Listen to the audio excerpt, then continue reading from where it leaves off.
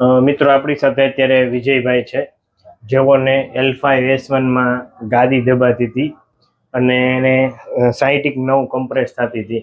એની હિસાબે એને બહુ જ તકલીફ હતી. તો આપણે વિજયભાઈને પૂછીએ.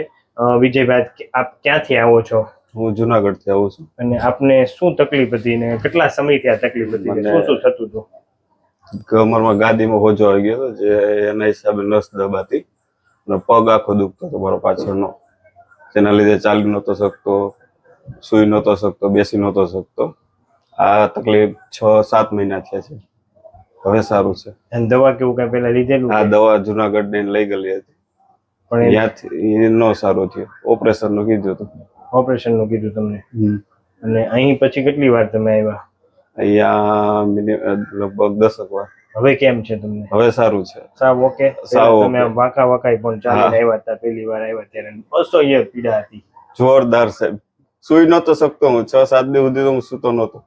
6-7 દિવસ સુતા જ નહોતા? નહીં. હવે કેમ લાગે? હવે એકદમ રેડી. સાવ રેડી? સાવ રેડી. હવે કઈ નથી થતું ને? નહીં નહીં. પાકું? તો આ વિડીયો YouTube માં મૂકી શકીએ? હા, મૂકી દે. તમે શું કહેવા માંગશો? સાહેબનું કામ સારું છે. જો કોઈને પણ આવી તકલીફ હોય તો જરૂર સાહેબની એકવાર મુલાકાત લેજો. Thank you. ઊંડો શ્વાસ લો. છોડો.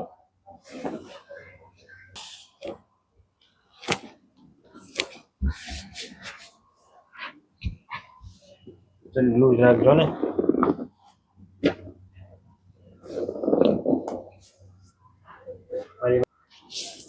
ચલી લૂઝ.